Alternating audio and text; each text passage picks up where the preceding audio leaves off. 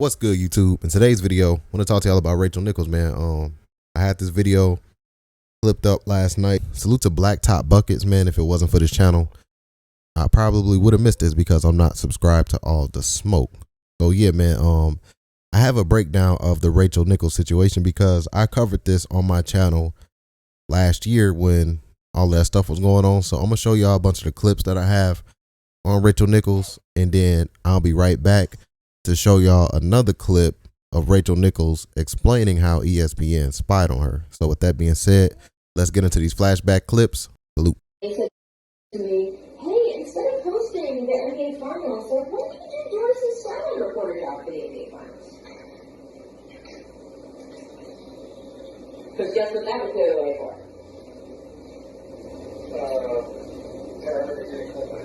For Maria to do the hosting for her. Yeah. So, I have declined. I don't know what their next move is, but they are feeling pressure because of all of that, and I'm trying to figure out like how to just, my thing is that I wish Maria Taylor all the success in the world. She covers football, she covers basketball.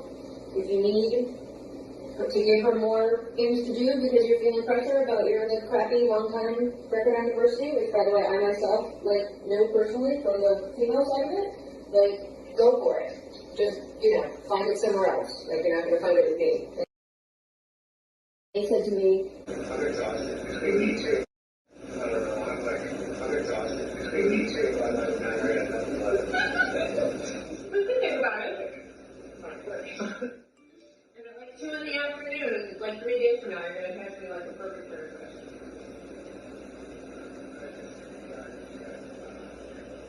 Yeah. But that's it. That's the answer.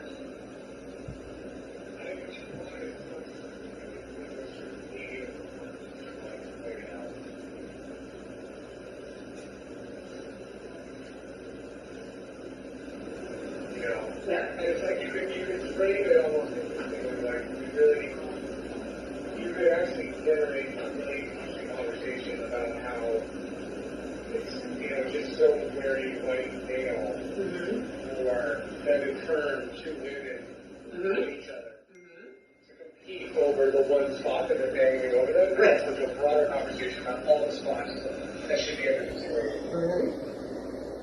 There isn't just one seat at the table for a minority of whichever version this week we're trying to please.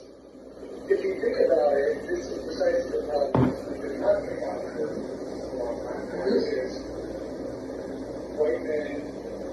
It is an example of one black person or you don't get to have a black woman in a prominent spot and feel like, okay, the whole work is done. We're done. And you certainly don't get to say, okay, we have a white woman and a woman in a critical seat.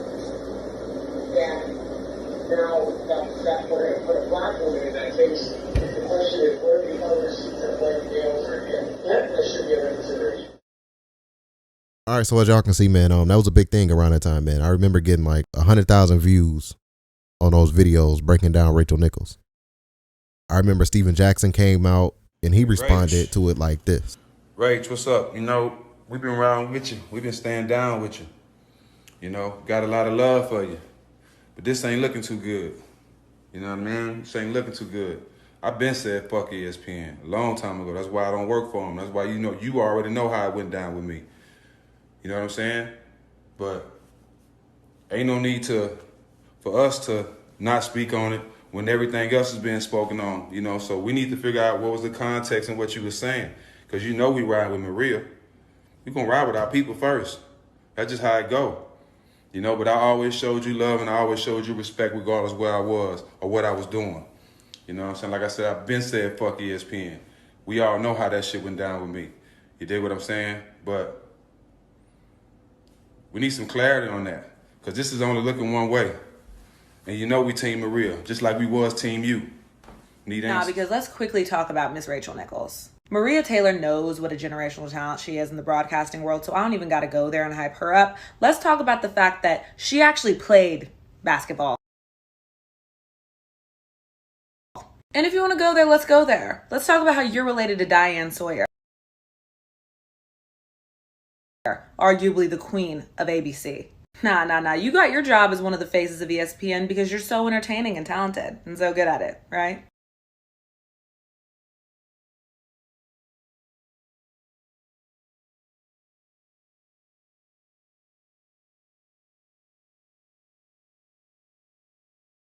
There is also the absolute fact that 2 years ago, Rose was accused of participating in a gang rape. You are a woman in the sports world, and you sat there and you laughed about the Me Too movement.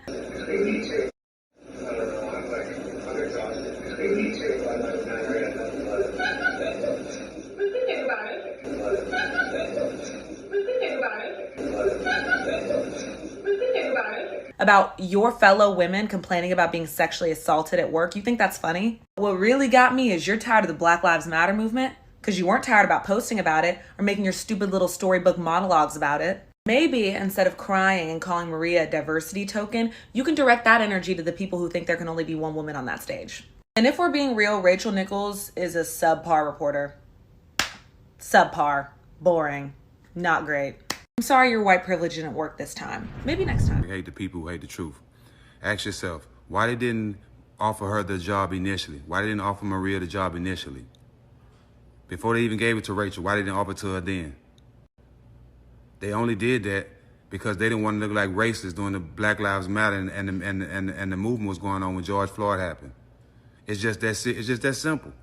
If they wanted her to have a job, they would have offered it to her initially. Rachel did deserve that job. It's just plain and simple. I talked to Rachel, and I know a lot of things she was saying out of frustration because ESPN put her in a bad position, and they even put Maria in a position of trying to give Maria a sympathy job. Right?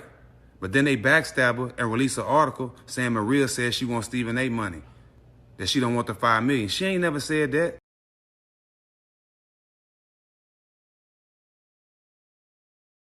You got to know when they making you they show pony. They just didn't want to look like racists. That's why they gave her that job. Not saying she don't deserve it, but they only did. If they wanted her to have a job, they would have gave it to her initially without giving it to Rachel and taking it from her. Rachel did deserve that job. You know what I'm saying? I can't blame Rachel. I love Rachel and I'm going to stand behind her. I spoke to her. Y'all don't want them facts, huh? Good night, y'all. How much I value our colleagues here at ESPN. How deeply, deeply sorry I am for disappointing those I hurt, particularly Maria Taylor, and how grateful I am to be part of this outstanding team. So yeah, man, like I said, man, I have a lot of clips of this situation. I have broke it down. A lot of people was responding to it at the time. And yeah, man, so with that being said, let's get into Rachel Nichols' story of her explaining how ESPN spied on her. So let's get into Rachel Nichols finally coming out and speaking about her situation. Here's the video. Get straight to it to tell us about your departure from ESPN. The New York Times did an expose in July of 2020 on racism at ESPN and the lack of opportunities for people of color. And around the same time, I got a phone call asking me, would I step aside for Maria to host the NBA Finals and have me go back to being a sideline reporter? They were putting a lot of pressure on me. You know, I was being told, well, you're not a team player. And at this time, I was also getting ready to leave for the bubble and went down there, and it was a different set of equipment than I had been using to broadcast at home. I didn't know that if you leave a particular app running in the background, that the line from my hotel room, looking into my hotel room, to Bristol would stay open. Unfortunately, that entire time, nobody back at ESPN told me that there was an open line to my hotel room and anyone who looked at the feed could see me. No one shut it off. And at least one person decided to just sit and watch and started spying on me like I was their own personal television show. And they started recording my conversation on their cell phone. This was a conversation between me and a friend. We talked about a lot of different things. But then he brought up the article that had been in the paper about the lack of opportunities for people of color at ESPN. So we started talking about it, and then I said, I wish Maria Taylor all the success in the world. She covers football, she covers basketball. Are feeling pressure about your crappy long-time record on diversity, which, by the way, I know personally from the female side. Well, then go for it. All right, man, so y'all heard it from the horse's mouth. That's what she claims. That's what she said. It doesn't change the fact of what she said. You know what I mean? Is it wrong? Yes, but guess what? The same shit happens to Donald Sterling. It happens, man. It's unfortunate that when people want to take you down, all they got to do is just kind of bait you into a conversation, or maybe just catch you when you pissed off, ranting, and there it is, man. They got Donald Sterling the fuck up out the way, the same way how they got Rachel Nichols out the way. She should have known to just not be saying shit like that. If I'm talking to colleagues or anybody that's in a business, I will automatically think to just be PC. This is me at work. You're not finna get the version of me at home. Even if we're at a hotel, you are still a coworker. You have to treat coworkers like coworkers. Coworkers are not your family. They're not your best friends.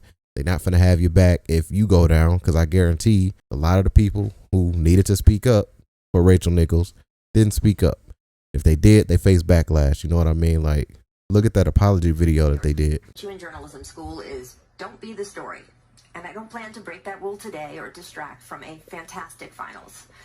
But I also don't want to let this moment pass without saying how much I respect, how much I value our colleagues here at ESPN, how deeply, deeply sorry I am for disappointing those I hurt, particularly Maria Taylor, and how grateful I am to be part of this outstanding team.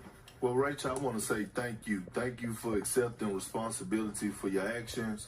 You know, as someone that has known you for a long time, you know, being around you, you have treated me with the utmost respect, and you always made me feel comfortable in your presence. And I know your heart, you know, great person, great individual. I also know Maria Taylor, great person as well, very, very talented, hardworking, and I feel like she also deserves every opportunity that is presented her way. My only hope is that we have a commitment overall to support each other through this process and continue to support each other through our journey. I agree with Perk. Let me first say this. I fully support Maria Taylor. I've worked with her since I joined ESPN at Get Up and Countdown, and I've known Rachel for 20 years. Rachel and our entire group here have had some very difficult conversations over this time period, and those conversations don't end here. We will continue to have uncomfortable conversations. No one is excused. She is not excused. I am not excused. Perk. This doesn't just go away, but we have to learn and understand it and become better for each other. And really through our actions more than anything, and that is our responsibility, and we all have a role in that, and that's something that I take pride in, and I hold to myself and everyone to a very high standard. Well, thank you guys both for being with me here today. Thank you, everyone out there, for being with us here.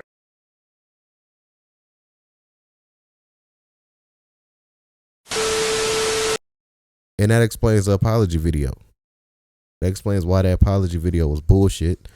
She clearly didn't want to apologize.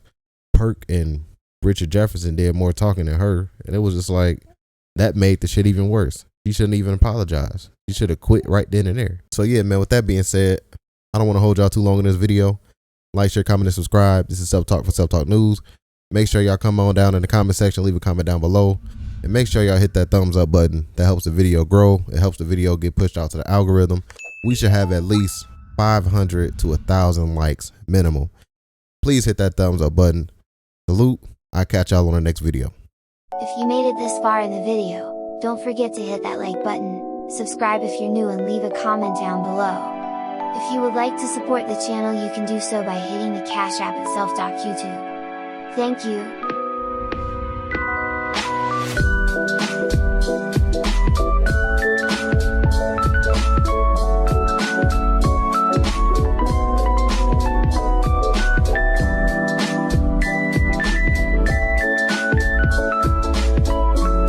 Be sure to like, comment and subscribe while you're waiting.